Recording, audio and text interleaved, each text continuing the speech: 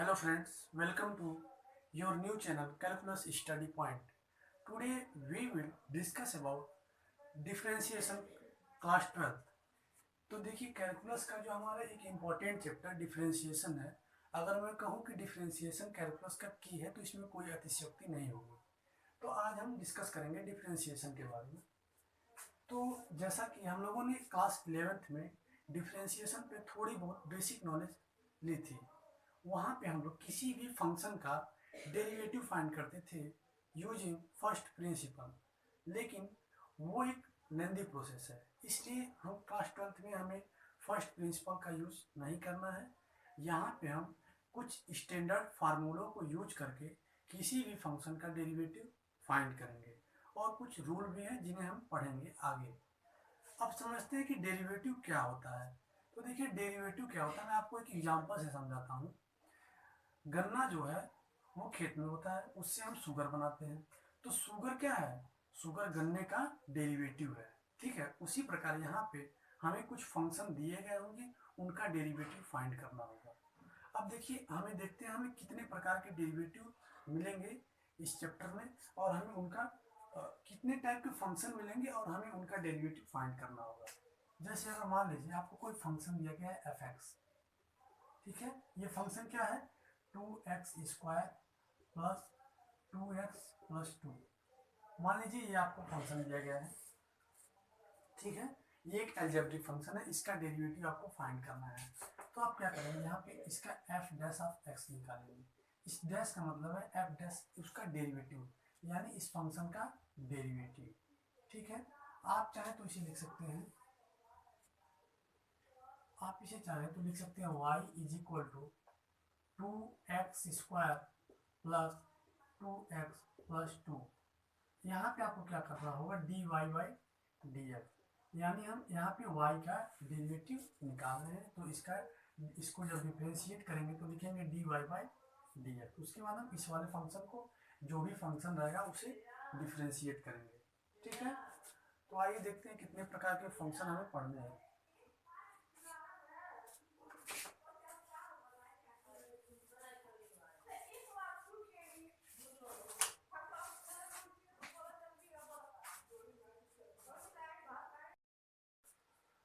तो देखिए हमारे पास कई फंक्शन हो सकते हैं जिनका हमें डेरिवेटिव फाइंड करना होगा। जैसे कि अगर मैं बताऊं एग्जांपल से, तो पहला तो आपका एक एल्जेब्रिक फंक्शन हो सकता है, एल्जेब्रिक, ठीक है। दूसरा हो सकता है आपका inverse trigonometric function, inverse trigonometric function, ठीक है। अगर मैं आपको एक एग्जांपल बताऊं तो जैसे आप लेट साइन इनवर्स 3x, इस प्रकार के हमको फंक्शन मिलेंगे जिनका हमें डेरिवेटिव फाइंड करना होगा। उसी प्रकार से मान लीजिए आपका एल्जेब्रिक में हो जाएगा x² प्लस y², इस टाइप के आपको एल्जेब्रिक फंक्शन इनवर्स ट्रिग्नोमेट्रिक। उसके बाद आपको तीसरा लॉगरिथम फंक्शन भी मिलेंगे, लॉगरिथम,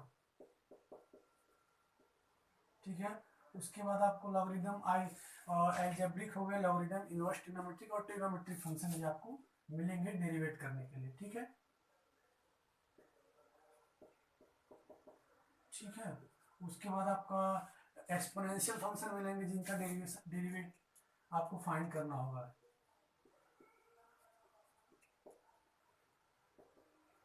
तो देखिए आपको कम से कम इतने फंक्शन मिलेंगे जिसका डेरिवेटिव आपको फाइंड करना होगा। पहला एल्जेब्रिक फंक्शन हो गया, inverse trigonometric, logarithm, trigonometric and exponential.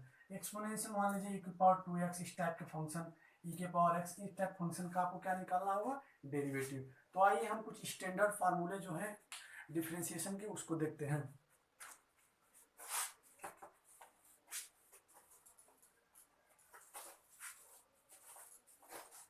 देखिए ये कुछ स्टैंडर्ड फार्मूले हैं डिफरेंशिएशन के। इसका डिफरेंशिएशन हमें पता होना चाहिए क्योंकि इसका यूज क्वेश्चन में डायरेक्ट होते हैं। अगर x के पावर n का डिफरेंशिएशन जो होता है, उसके डेरिवेटिव या डिफरेंशिएशन जो आप कहना चाहते हैं, तो हो जाएगा n x के पावर n-1, ठीक है। उसके बाद अगर कोई कांस्टेंट वैल्यू है उसका डिफरेंशिएशन हमेशा 0 होगा। अगर मान लीजिए मैं आपसे कहूँ कि 5 का डेरिवेटिव बताइए, तो इसका डेरिवेटिव आपको निकालने के लिए अगर मैं y की वैल्यू 5 है तो इसका अगर हम इसको x के रिस्पेक्ट में दोनों तरफ डिफ्रेंशिएट करें तो dy बाई डी एक्स निकालेंगे और इसका डेरिवेटिव हमेशा क्या होगा, 0 के बराबर। ठीक है, ये कांस्टेंट वैल्यू है, इसकी वैल्यू कभी चेंज नहीं होती है और ये इसका डिफ्रेंशिएशन हमेशा शून्य होता है। ठीक है, अगर आपके पास e to the power x का डेरिवेटिव आता है तो इसका derivative always e to the power x होता है। उसी प्रकार a to the power x का होता है a to the power x log base e into a। ठीक है, log x का होता है 1/x।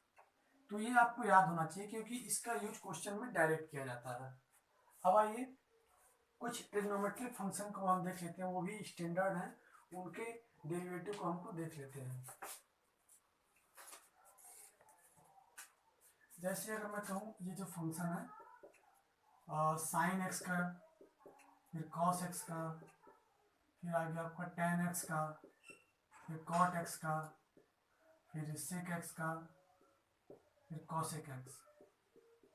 ठीक है, इनका डेरिवेटिव हमें याद होना चाहिए, एफ डैश ऑफ एक्स यानी इसका डेरिवेटिव।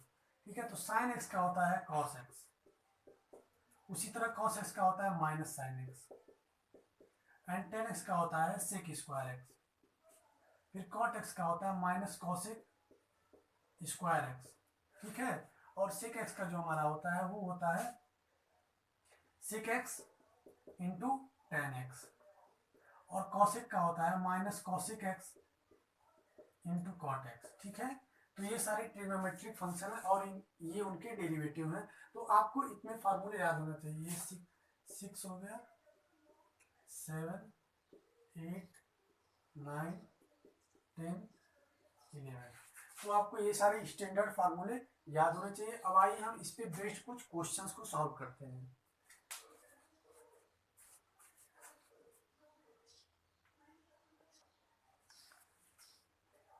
तो देखिए ये सारे फंक्शन हमें दिए गए हैं, इनका डेरिवेटिव हमें फाइंड करना है। तो आइए वन बाय वन सॉल्व करते हैं। देखिए फर्स्ट जो फंक्शन है वो x टू द पावर 6। अभी इसके पहले मैंने बताया अगर आपको x to the power n type का फंक्शन मिले तो इसका स्टैंडर्ड डेरिवेटिव क्या होता है, n x के पावर n माइनस 1। अगर इस फार्मूले का हम यहाँ यूज करें तो अगर आप ध्यान दें तो इसका पावर 6 है, तो 6 क्या होगा, 6 आ जाएगा इसके कोएफिशिएंट में 6 और x और 6 माइनस 1। ठीक है, एक मिनट, इसे हम करते हैं y का फंक्शन है, y is equal to x to the power 6। ठीक है, अब हम लिखेंगे differentiating both sides with respect to x।